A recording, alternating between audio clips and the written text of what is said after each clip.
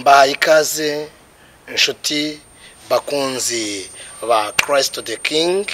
Mu Kinyarwanda biravuze ngo ni Kristo mwami. Abakunzi ba Christ the King TV, Imana ibahe umugisha. Shalom shalom, God bless you. Amazina yanjye nitwa Habarurema Adrien, ndo mugabo ndakijijwe. Imana iguhe umugisha. Ndagira ngo tuganire ku ijambo Imana impaye kugira ngo tuganireho. Uwiteka nsize ku mutima Zaburi ya 30 umurongo wa 6. Zaburi ya 30 umurongo wa 6. Reka dusome mu izina rya Kristo Yesu twumva ukuntu hatubwiye. Haravuze ngo kubw'uburakari bwe ari ubw'akanya gato, ariko urukundo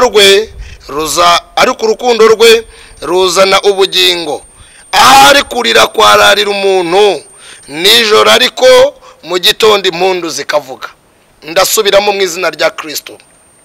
Haravuze ngo kuko uburakari bwe ari ubw'akanya gato, kubw'uburakari bwe ari ubw'akanya gato, ahari kurira kwararira umuntu, ariko mu gicuku cyangwa nijoro impundu zikavuga. Imana ishimwe cyane. Uwiteka abahe umugisha. Imana ibane namwe. Uyu ni Dawidi. Iyo tuvuga Dawidi ni mwene Yesayi mwene Obedi mwene Boaze. Ibyo turabizi cyane, ntabwo nshaka kuvuga amateka ye. Dawidi muramuzi, muzi ubuzima bwe yaciyemo, muzi uburyo yabayeho, ariko ntabwo ari ibyo nshaka gutindaho. Ndagira ngo dutinde kwiri jambo rivuga ngo birashoboka ko umuntu yarira, akarira mu mwaka umwe, akarira mu myaka 5, akarira akababazwa, ariko mu gitondo umunsi umwe Imana ikaza ikamugarukaho. Uyu mugabo Dawidi yahuye n'ibizazane byinshi. Dawidi yahuye n'intambara nyinshi. Dawidi yarageragejwe. Dawidi ahura n'ubuzima bubi, yahuye n'ubuzima bukabije, avuka mu bana 7, akaza ari uwa 8. Itegeko mu Bayisiraheli kwari kubyara abana, umuntu akabyara abana bangahe? Akabyara abana 7. Dawidi avuka ari umwana wa 8. Mu yandi magambo yavutse nta ngingo n'imwe afite yo kumurengera, ariko agirira umugisha wo kumenyana n'Imana itanga ijambo. Imana ishimwe. Yamenyanye n'Imana itanga ijambo, ntago yamenyanye na se. Ise yari yaramuciye. Mbibutse ko mu gihe Imana yatoranije umugabo bita Dawidi, Imana iramutoranya mu rugo rwo kwa Yesayi. Mu gihe Sawuli yaramaze kuvanga iby'Imana, atangiye kumenyera Imana, Dawidi Imana iramutoranya mureba ari mu ishyamba, yari umushumba yararagiraga. Mu yandi magambo ntago yarazwi, ntiyigeze yiga, yari mu buzima bubi. Ariko ndagira ngo ninde kwira ijambo rivuga ngo ahari kurira kwararira umuntu, ariko mu gitondo impundu zikavuga. Kubwo uburakari bwande bwo Uwiteka, shimiye Imana ko ari Imana igira ibambe, shimiye Imana ko ari Imana igira imbabazi. Umuntu arakubabarira ejo akagaruka, yarangiza akisubiraho. Ariko Imana yacu, Imana ishimwe, ni Imana igira ibambe, ni Imana biriba ngo ni Imana y'ibifite umubiri byose. Dushimiye Imana, ni Imana yumva gusenga. Dawidi yarababajwe, Dawidi ahura na krize. Iyo usomye Zaburi mu gice cya 17 hari ijambo yigeze avuga, aravuga ngo yewe Uwiteka, wagerageje gutata umutima wanjye, warangendereye nijoro, nta mugambi mubi wigeze unsangana cyangwa mubisha. Ndakwifuriza mw'iki kiganiro turimo tuganira, iva ngo ari kurira kwararira umuntu, ariko mu gitondo impundu zikavuga, kugira ngo yirimbanire, kugira ngo Imana ikwemere. Nk'uko Imana yatoranyije Dawidi, yarangiza ikamwishimira. Nawe ushaka ikintu cyatuma Imana ikwishimira, wongere ugarukaho n'Imana mu izina rya Kristo Yesu. Imana yongere kugarukeho, yongere iguhe ibihe byiza. Birashoboka ko waba ubabaye, birashoboka ko waba urimo kuganya. Hari ijambo yigeze yandika, iyo usomye Zaburi y'125, hari ijambo rivuga ngo abiringiye Uwiteka, Imana ishimwe, ngo bameze nk'umusozi wa Siyoni utajya ubasha kunyeganyeza.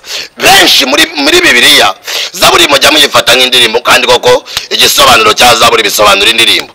Ariko icyampa ngo iri jambo ryumve mama, mukozi w'Imana, yewe papa, icyampa ngo wumvire ijambo. Ijambo ryatubwiye ngo kubwo uburakari bwe Imana ishimwe ari ubw'akanya gatoya, umuntu ararakara nakugirira imbabazi, umuntu aragwaje akagucyurira, umuntu araguheje akakuvuga, umuntu araguheje yarangiza akagusebya. Ariko nshimiye Imana ko iyo iguhaye abantu bakuvuze, abagusebeje bose bajya bagaruka, barangiza bakakugarukaho bakagusaba imbabazi. Hari n'abajya bahindura amatitire ngo twaragusengeye, twagize ibi n'ibi, n'ubundi ndakuzi, uruwi iwacu turaziranye. Oya, iyo Imana igarutse ku muntu abamuvuze, dushimiye Imana kandi abantu bajya bagaruka bakamutangira ubuhamya. Ngaruke ku ijambo rero ryavuze ngo kubw'uburakari bw'Uwiteka ari ubw'akanya gato. Nshuti yanjye, birashoboka ko waba warigeze kurakarirwa n'Imana, Imana ikakurakarira, ariko dushimiye Imana ko ari Imana y'inyembabazi. Ndumva nshaka kubwira ngo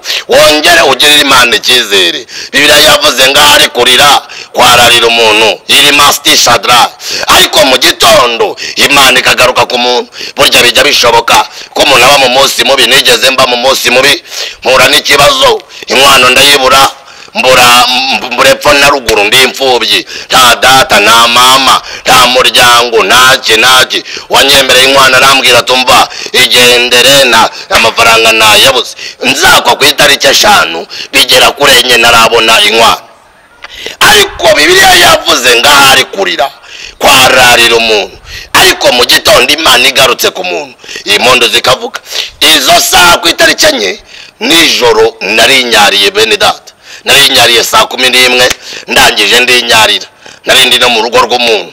Ariko mu gitondo biravuze ngo kubw'uburakari bwe ari ubw'akanya gato, ariko hari kurira kwararira umuntu. Mu gitondo impondo zikavuga. Mu gitondo ku itariki 5 mbona inkwano. Ndagira ngo ukomeze, wowe uri mu bihe bibi, wowe uri mu munsi mubi. Bibiliya yavuze ngo hari kurira kwararira umuntu, ariko mu gitondo impondo zikavuga. Wirinde ikintu cyaguteranya n'Imana.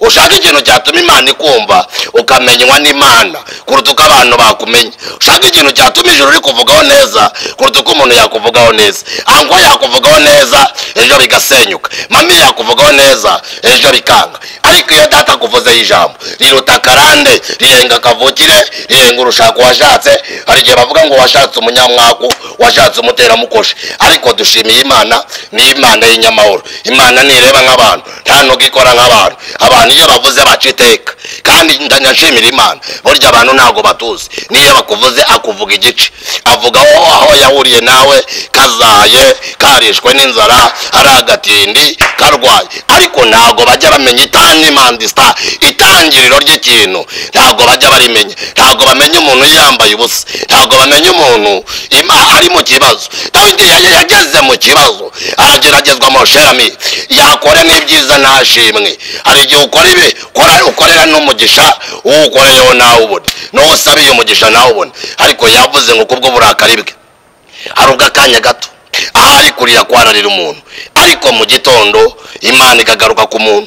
Imana ikugarukaho nshuti, waba uri mu kibazo, waba uri mu kigeragezo, ndakwifuriza kubana neza n'Imana. Waba urwaye, waba ufite ikibazo gikomeye, ndakwifuriza kubana neza n'Imana. Mu kibazo urimo, muri situwasiyo urimo, Dawidi yarageragejwe, Dawidi yarababaye, Dawidi yaranyazwe. Hari ijambo rigira ngo kubwo kunyagwa k'umunyamubabaro, kubwo kunyagwa k'umunyamubabaro, kubwo gusoza umutima k'umukene. Aravuga ngo nonaha ndahagurutse. Zaburi ya 12 nikavuze ngo ndakira mu mahoro wabacurira inguni. Imana ari igihaguruka igahagurukira ibiguhagurukira. Hari igihe Imana igihaguruka igahagurukira ibikurwanya. Hari igihe Yesu agihaguruka agahaguruka ibintu bikwicariye. Burya abantu bamenya ibintu bikwicariye, ariko nta muntu uzi ibikwicayemo. Babona wicariwe n'inzara, babona wicariwe n'ubukene, babona wicariwe n'uburwayi. Ariko ijambo ryavuze ngo ahari kurira, subinya kwiri jambo, ahari kurira kwararira umuntu. Ariko mu gitondo Yesu akagaruka ku muntu. Mu gitondo Yesu agahoza amarira, mu gitondo Yesu akomora inguma, mu gitondo Yesu akakugarukaho. Birashoboka ko waba ubabaye, warahuye n'ibikomere bitandukanye, byaba iby'imiryango, byaba iby'amateka. Birashoboka ndugu yangu, ishimirwe n'Imana.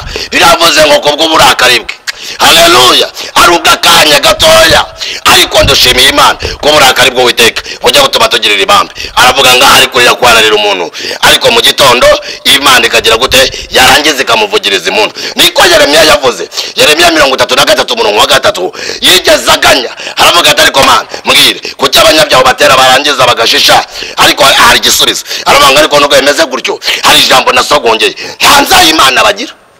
ntayo, nta jwi bumva, nta byasezeranyijwe bagira. Paul yaravuze ngo ikintu abayuda barusha abandi ntabwo ari amatitire, hoya ye, ntabwo ari icyubahiro, no, arabanga icyo abayuda barusha abandi babita ibyasezeranyijwe. Yeremiya yaravuze ngo nubwo bimeze gutyo wabateye bagajisha warangiza ukabagwiza, ariko bakureho imitima yabo. Ndashimira Imana ko ari Imana itabakure yacu. Iyo umuntu arwaye Yesu aramuhumuriza, iyo umuntu aganya Yesu aramuhumuriza. Ndakwifuriza kwemerwa n'Imana, ndakwifuriza kwishimirwa n'Imana. Ijambo ryavuze ngo kubwo uburakari bwe ari ubw'akanya gato, ariko ahari kurira kwararira umuntu mu gitondo impundu zikavuga. Waba ubabaye, waba uri mu bibazo, waba uri mu bukene, waba wihebye, ndakwifuriza kubana neza n'Imana. Ndaguhanurira amahoro, ubwira Imana ushaka ikintu cyatuma Yesu akwishimira, kuko uburakari bw'Uwiteka nubwo akanya gatoya. Hari igihe Yesu ajya agaruka ku muntu, Imana ikugarukeho. Waba uri mu byaha, Yesu agaruka guhagakiza. Waba wihebye, Yesu agaruka guhoza amarira. Waba uri mu bukene, Imana ikugarukeho. Ijambo ryavuze ngo ahari kurira kwararira umuntu, ariko mu gitondo Imana ikagira gute? Ikamugarukaho. Tugiye gusenga, ubane neza n'Imana, korane neza n'Imana. None se mu bantu Yesu agarukaho, uri mu bantu Imana igarukaho? Uri mu bantu Yesu yishimira? Ndakubaza, uri mu bantu Imana yishimira? Tugiye gusenga. Yesu akugirire neza, Imana iguhe umugisha. Data nagushimiye ko wera kandi ukiranuka. Ijambo ryawe ni rizima, urera kandi urakiranuka. Iri Staffordre witwa Imana nziza, iri Mirimadra, iyo uvuze biraba, iyo utegetse birakumvira. Imvugo yawe itandukanye n'iy'abantu. Ijambo ryatubwiye ngo ari kurakwararira umuntu, ariko mu gitondo impundu zikavuga. Birashoboka ko ari abantu barira, birashoboka ko ari abantu baganya, ariko bagaruka kandi biyereke mu izina rya Kristo Yesu. Amen.